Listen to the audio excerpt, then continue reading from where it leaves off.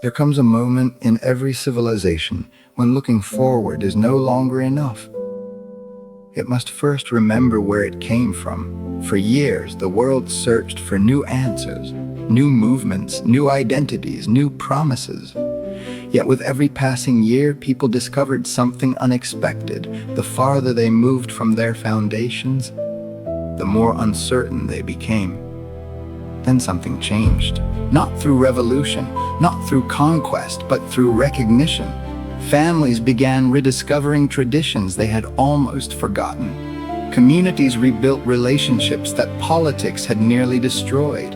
History was no longer viewed as something to escape. It became something worth understanding. Around the world, people stopped asking, "How can we become someone else?" They began asking, "Who were we before we forgot?" The strongest civilizations had never survived because they changed with every generation. They survived because they remembered. Even nations began to realize that prosperity alone could not create stability. Technology could improve life, governments could pass laws, economies could grow, but none of them could replace identity. Something deeper was quietly taking shape. The world was beginning to return to its center. Not perfectly, not completely, but unmistakably. Few recognized it at the time. History rarely announces its greatest turning points while they are happening. Only later do people realize. Everything changed there. And this was only the beginning.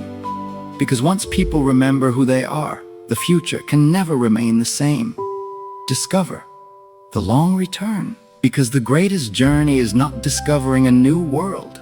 It is remembering the one we were always meant to build. Available through bookstores everywhere. Simply ask your local bookstore to order it. Also available online at Amazon, Barnes & Noble, 𝗧𝗵𝗲 and additional retailers. The journey has begun. The journey has begun. The journey has only just begun.